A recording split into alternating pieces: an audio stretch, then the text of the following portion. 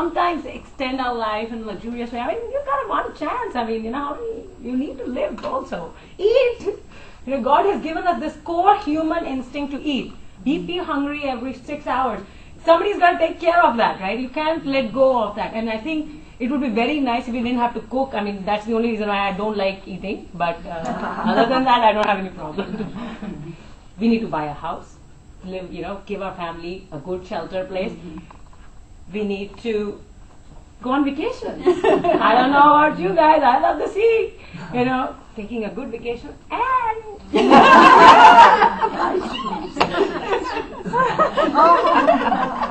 I mean, I like the sales. I honestly love the sales. But what if I could buy all the shoes I want? I mean, that would be fascinating. And the list goes on. I mean, the makeup, the accessories, the Pradas, and what about the MIT for my child, or how about taking care of my mother who's old, and how about I have to do that. I should do that big advertising campaign. I mean, people have so many things that you need to take care of. I mean, the list just goes on. But this is what I found. We can live with less money. Again, I have a story. So my father was a businessman, and in business, things are good when things are going good, and things can get bad, right? So there was a time he had a very bad financial breakdown. And it was funny. And we used to doing things certain way. And as kids, when things are not fine at home. I don't know, I mean, if you guys have sensed that in your house, we knew that things were not the way they were before, right? So, but what figured out for me that nothing really changed. The money was less, but nothing changed. We couldn't buy that fancy dress, and my mom was probably going to give us somebody's tailored, she would just do the local tailor and have it stitched. But the fact of the matter was, we were together, we were very happy, nothing changed. I mean, it was really a place where we figured out that, okay, I can't drive, I cannot go by airplane, I'll have to take a train, but so what, dude? I mean, that's fine, I'm happy. So, what really makes us happy? It's definitely not money. Done? Are we on the same plane? So what really makes us happy? What difference we can make in this world? This is a big, understand, just answer the question. Would it make you happy that today, for whatever reason, you could help somebody at Hurricane Ike? Right? Would it make a difference that if you saw someone trying to, do something for orphan kids, would you not help him? Yes. Most of the time, believe it or not, I figured out is that when you do something good or help someone, you do it for yourself. Because it gives you that have good feeling that is so amazing. You never do it for them. I mean, that's the funny part. You believe that you're doing it for them, but you're really doing it for yourself, because there is nothing that matches that feeling. So the question really is, does it make the world a better place? I mean, Kimberly talked on something green, right? I mean, wow, what did that make? Yesterday I was in my gym class, and the instructor said, hey, if you take out your plugs, I mean, you have hooked your appliances into the wall, if you take them out, you actually save energy. I'm like, really? Why didn't you tell me that? 70%. Yeah. 70%. And she's like, yeah, initially it will be uncomfortable because you will have to take it out and take it back in, but that day saves 70%. Won't you want to do it? I'm like, yeah, tell me more. Of course. I mean, a toaster when I'm at work doesn't really matter whether it's stuck in or. But is it actually consuming energy when it's not on? Most of these. No, the energy drain from the outlet.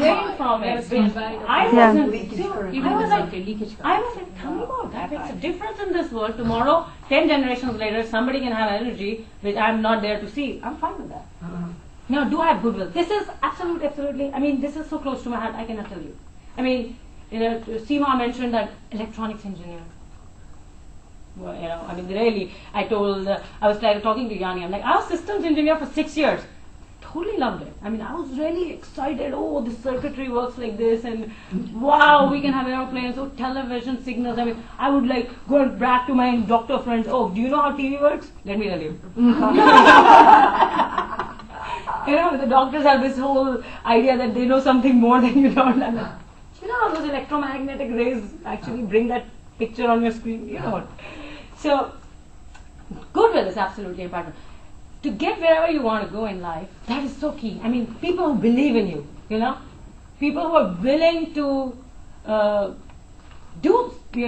just get enrolled in your vision, whatever it is. Like when you have a dream, like Kimberly taught us about how to dream big.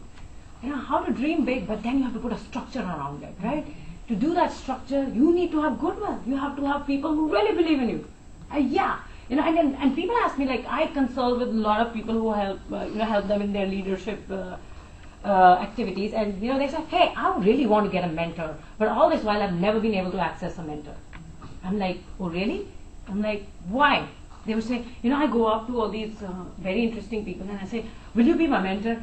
I'm like, and tell me more, what do you say? He's like, they're very busy, very up, high in the hierarchical ladder, and I think they are in the career path that I want to pursue. I really want to follow them. I'm like, okay, then what do you say? They said, I say that I would be willing to come and meet you every hour a week. Now I'm like, okay, take a step back. You never go on, imagine, and I've seen it from a personal experience. Like I have gone up to, I have been mentored and I mentor. So how did I attract my mentors? I never went up and say, hey, be my mentor. I actually started to do something really interesting where they say, let me tell you what comes next. And then they were like, hey, tell me more. What are you doing next? That is full of problems. You're not going that way.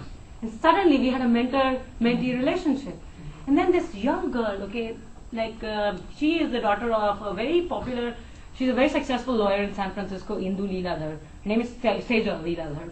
She's starting an organization where she wants young girls to be mentored by very successful, accomplished people. So she called me and said, you know what, I'm like, tell me more. What are you doing? I think I can help you. This is how you build mentorship. So, if this is the state of affairs, I want to go back to Kimberly's point about the universe. Question is, did you ask for it? Did you draw yourself to it? Like, are you feeling stuck at work and please go slow? The question is like, how many people, in mid-management positions, people come and say, I'm so stuck at work. But really, is the mood that you're getting up in the morning is like state of wonder, oh, what a nice day, I'm going to really kick some ass today, Or you say, oh God, Brian, Michael, shit, I can't, work to make a living? Work to make a living is absolutely critical. But if you're not in the right job that really inspires you to get up in the morning and take that call at 6 in the morning or whatever it is, then you need to have that opportunity to extend yourself. If you're not born to be a systems engineer, face it. Sorry, I got to go and do something else.